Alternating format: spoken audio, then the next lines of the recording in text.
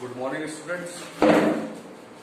इससे पहले एक टॉपिक पढ़ाया था आपको मैंने, ग्रेविटेशन। ठीक है, थोड़ा सा पिछला बता रहा हूं। ग्रेविटेशन टॉपिक था। ग्रेविटेशन में एक फॉर्मूला आपका आया था। इसमें पहला टॉपिक था आपका Newton's law of gravitation. Newton's law of gravitation. इस लॉ में कहा गया था every two bodies always attract each other with a force which is directly proportional to the product of two masses and inversely proportional to the square of the distance between the two masses। तो वहां पे हमारा एक formula आ गया था इसके लिए, F equals to G m1 m2 upon r square. F equals to G m1 m2 upon r square. यहां पर मैंने आपको बताया था G जो था वो यूनिवर्सल ग्रेविटेशनल कांस्टेंट था। यूनिवर्सल ग्रेविटेशनल कांस्टेंट, ठीक है। और मैंने आपको G की वैल्यू बताई थी। G की जो वैल्यू होती है इस कांस्टेंट की 6.67 newton raise to the power -11 newton metre square पर केजी स्क्वायर। ये था हमारा topic, Newton's law of gravitation. फिर इसी में मैंने कुछ आपको क्वेश्चंस कराए थे कि अगर दो बॉडीज का मास डबल कर दिया जाए या उसके बीच का डिस्टेंस हाफ कर दिया जाए या एक मास को डबल करा जाए या मास को ट्रिपल कर दिया जाए तो उस पर न्यूमेरिकल्स कराए थे। ठीक है, देयरआफ्टर मैंने आपको टॉपिक पढ़ाया था फ्री फॉल। फ्री फॉल में मैंने आपको बताया था the body falls freely under the influence of gravity then the motion of the body is said to be free fall. अगर कोई बॉडी ग्रेविटी के अलोंग गिर रही है, उसके ऊपर कोई और फोर्स नहीं लग रहा है, तो इसको हम बोलते हैं मोशन को फ्री फॉल। फ्री फॉल के बाद एक टॉपिक था आपका acceleration due to gravity. Acceleration due to gravity. इस टॉपिक को मैंने बताया था the force by which the body is attracted towards the centre of the earth, या अर्थ जिस चीज से अपनी तरफ किसी चीज को खींचता है उसको एक्सीलरेशन ड्यू टू ग्रेविटी बोलते हैं। इसको ग्रेविटी को स्मॉल g से डिनोट करा था और मैंने आपको बताया था इसकी वैल्यू 9.8 मीटर पर सेकेंड स्क्वायर होती है। ये वैल्यू फिक्स है, 9.8 मीटर पर सेकेंड स्क्वायर। ये अर्थ के सरफेस पे होती है।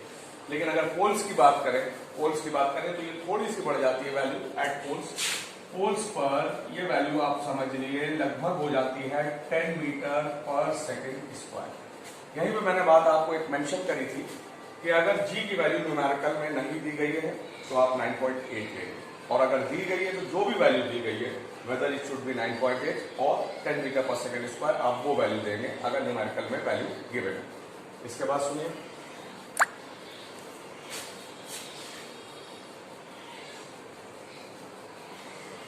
इसी में बेटा मैंने आपको बताया था equations of motion. Equations of motion under gravity. Motion under gravity, ठीक है। हमने जो इक्वेशंस पढ़ी थी, जो पहले पढ़ी थी फर्स्ट चैप्टर में, वो इक्वेशंस थी v equals to u plus 80s equals to ut plus half at square, और थर्ड इक्वेशन थी v square equals to u square plus 2as। यहां पर इक्वेशंस चेंज हो जाती है। अगर कोई बॉडी ऊपर की तरफ जा रही है, when the body is moving upward, तो ये इक्वेशन जो थी वो फर्स्ट इक्वेशन बन जाएगी v equals to u minus acceleration g में चेंज हो जाता है और t आ जाता है। माइनस का साइन इसलिए यूज करते हैं कि बॉडी ऊपर की तरफ जा रही है, इसका जो मोशन हो रहा है वो अगेंस्ट द ग्रेविटी हो रहा है। ग्रेविटी से नीचे खींच रही है लेकिन बॉडी की तरफ जा रही है ऊपर की। इसी तरीके से जो सेकंड इक्वेशन थी वो चेंज हो जाती है h equals to ut minus half gt square, और थर्ड इक्वेशन में आ जाता है v square equals to u square minus 2gh।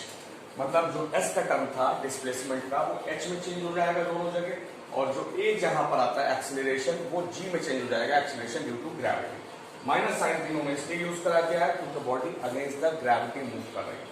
फिर मैंने बताया था अगर बॉडी ऊपर से नीचे आ रही है, जब बॉडी ऊपर से नीचे आएगी ये तीनों इक्वेशन सेम रहेंगी, बस इसमें साइन किसका हो जाएगा, प्लस का हो जाएगा। That is v equals to u plus gt। Second हो जाएगा h equals to ut plus half gt square, और थर्ड हो जाएगा v square equals to u square plus 2gh। ये बात थी हमारी। मतलब मैंने बताया जो एक्सीलरेशन था वो g में चेंज होएगा, ठीक है। जहां जहां a यूज करते हैं इक्वेशंस में वहां g आ जाएगा, और जहां पर आप s यूज करते हैं डिस्प्लेसमेंट का टर्म, वहां पे हाइट का टर्म आ जाएगा। ये बताया था। अब एक खास बात और, हमेशा याद रखिएगा जब बॉडी नीचे से ऊपर की तरफ जाएगी तो उसकी फाइनल वेलोसिटी 0 हो जाएगी। न्यूमेरिकल के लिए बात है, अगर बॉडी नीचे से ऊपर के लिए जाएगी तो उसकी फाइनल वेलोसिटी कितनी हो जाएगी? 0। ठीक है, क्योंकि जब बॉडी नीचे से ऊपर जाएगी तो कहीं पे तो रुकेगी, तभी तो वापस आएगी, तो कहीं पे रुकी तो फाइनल वेलोसिटी कितनी हो जाएगी? 0। अगर कोई बॉडी ऊपर से नीचे आएगी, ठीक है, तो हमेशा याद रखिए u 0 हो जाएगा, दैट इज इनिशियल वेलोसिटी। ये न्यूमेरिकल की बात बता रहा हूँ। When the body is moving in the upward direction, then its final velocity becomes 0. v 0 हो जाएगा, और ऊपर से नीचे आएगी तो u 0 हो जाएगा। इतनी बात क्लियर है? अब आगे बढ़ते हैं। आगे की बात यह है, आज का जो टॉपिक रहेगा वो हमारा रहेगा मास एंड वेट। मास और वेट। अभी तक आप लोगों के दिमाग में होगा कि ये दोनों ही चीजें लगभग सेम, लेकिन ऐसा नहीं।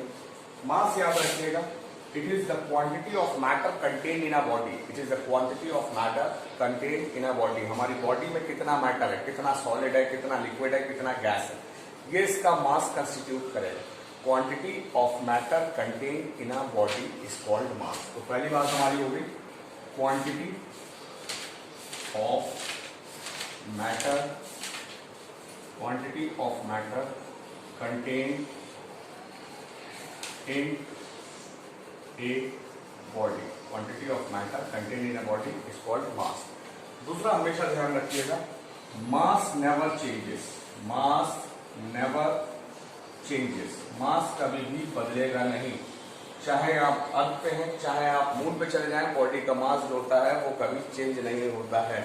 ठीक है, याद रखेंगे इस बात को, मास नेवर चेंजेस। क्योंकि मास जो है भाई, अभी मेरी बॉडी में जितना सॉलिड है, लिक्विड है, या जो भी पोर्शन है, मैं कहीं पे चला जाऊं, अगर चांद पे चला जाता हूं, मून पे चला जाता हूं, तो एज इट इज रहेगा, कोई चीज बदलाव नहीं होगी। ठीक है, इसके बाद अगली बात, मास को हम हमेशा केजी में मेजर करेंगे। The SI unit of mass is KG, kilogram. अगर किसी भी न्यूमेरिकल में वेट, उसने वेट कहा है कि ये वेट है, लेकिन यूनिट केजी है, तो आप उसको मास कंसीडर करेंगे। क्या कंसीडर करेंगे?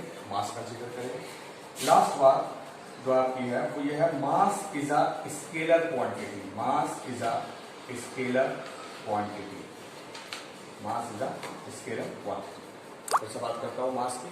Mass is the quantity of matter containing a body. जितना बॉडी के अंदर मैटर है वो मास हमारा होता है। ठीक है, मास कभी भी चेंज नहीं होगा। आप यहाँ जाओ, अमेरिका जाओ, कनाडा जाओ, जापान जाओ, कहीं चले जाओ, ठीक है, अफगानिस्तान चले जाओ, मास कभी चेंज नहीं होगा। ध्यान रखना, मास कभी नहीं बदलेगा। जितना मास है, अगर 50 kg है तो 50 kg रहेगा, भूल में मत रहना। ठीक है, मास का एसआई यूनिट क्या होता है? केजी। और ये जो है मास कौन सी क्वांटिटी होगी? Scalar quantity. वेट क्या है? वेट के लिए पहली बात याद रखिए, बहुत मोटी बात है, weight is a kind of force by which the body is attracted towards earth. Weight एक किस्म का फोर्स है, हमेशा याद रखना। Weight is a kind of force. Weight is a kind of force. Weight is a kind of force. Weight is a kind of force. हमेशा याद रखिएगा। तो मैं लिख देता हूँ, weight, शॉर्ट में लिखते हैं, weight is a kind of force। पहली बात। अब आपकी जब weight फोर्स का एक फॉर्म है, तो फोर्स का एसआई यूनिट हमारा क्या होता है? फोर्स का एसआई यूनिट होता है न्यूटन। इसी तरीके से वेट का हमारा एसआई यूनिट क्या हो जाएगा? न्यूटन। वेट का हमारा एसआई यूनिट बेटा हो जाएगा न्यूटन। ठीक है, याद रखिएगा। अगर किसी न्यूमेरिकल में उसने कह दिया the mass of a body is 20 Newton, कह तो मास रहा, लेकिन यूनिट क्या दे रहा? न्यूटन। तो ध्यान रखिएगा, वेट होगा। अक्सर ये न्यूमेरिकल्स में मैंने बुक्स में देखा, कई सारी बुक्स में ऐसा लिख देते, मास को वेट बताते, वेट को मास बताते। आप यूनिट पर ध्यान रखिएगा, अगर यूनिट केजी है तो वो मास है, और यूनिट न्यूटन है तो वो क्या चीज है? वेट है। इसके बाद वेट का फॉर्मूला होगा W equals to mg। W equals to mg। W equals to mg, यानी कि जो वेट है उसमें मास आएगा इंटू ग्रेविटी आएगा, मास इंटू ग्रेविटी। और ग्रेविटी हर जगह पे चेंज होती है, इसी वजह से वेट चेंज हो जाता है। अभी हम अर्थ पे खड़े हैं, ग्रेविटी 9.6 है। अगर हम चांद पे चले जाए, मून पे चले जाए, तो ये 9.8/6 हो जाएगी। ग्रेविटी डिक्रीज हो जाएगी ऊपर की तरफ, मून पे ग्रेविटी डिक्रीज हो जाएगी, याद रखिएगा।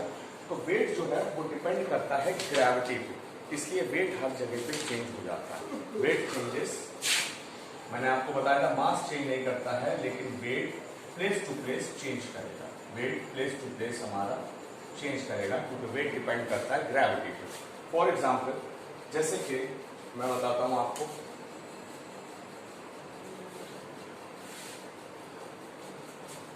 वेट का फॉर्मूला मैंने आपको लिखा W=mg और मास मैंने ले लिया 50 kg। फॉर एग्जाम्पल मैंने मास कितना ले लिया 50 kg, मुझे वेट निकालना तो W=50 और g की वैल्यू मैंने आपको कितनी बताई थी 9.8। अब कहीं हम और गए, किसी और जगह चले गए तो मास तो हमारा 50 रहेगा लेकिन ग्रेविटी चेंज होती है। मान लो ग्रेविटी हो गई 1.63, आंसर चेंज हो जाएंगे दोनों, वेट बदल जाएगा। तो वेट हमेशा डिपेंड करता है ग्रेविटी पे, मास नहीं चेंज होता। मास 50 था 50 रहा, वेट डिपेंड्स अपॉन ग्रेविटी और ग्रेविटी जैसे जैसे बदलती चली जाएगी वेट आपका बदलता चला जाएगा। तो याद रखिए मास और वेट में फर्क है। Weight is a kind of force. अरे तो सवाल कर लेंगे साहब फोर्स कैसे फोर्स मान लूंगा इसको। आप देखिए वेट का फॉर्मूला था W=mg और फोर्स का फॉर्मूला होता है F=ma। इसमें मास का टर्म है, इसमें भी मास का टर्म है, इसमें एक्सीलरेशन का टर्म है, इसमें किसका टर्म है, ग्रेविटी नहीं है, acceleration due to gravity, acceleration due to gravity. ये भी एक्सीलरेशन है लेकिन किसकी वजह से, ग्रेविटी की वजह से। ये सिंपली एक्सीलरेशन है when the body is moving on horizontal surface. इतना याद रखिएगा, ठीक है। और वेट के बारे में फिर एक बार बता दूं, weight is a kind of force. Weight का सारी यूनिट न्यूटन होगा। वेट का फॉर्मूला होगा W=mg। Weight changes everywhere because it depends upon gravity. ठीक है भैया, और बताता हूँ आपको।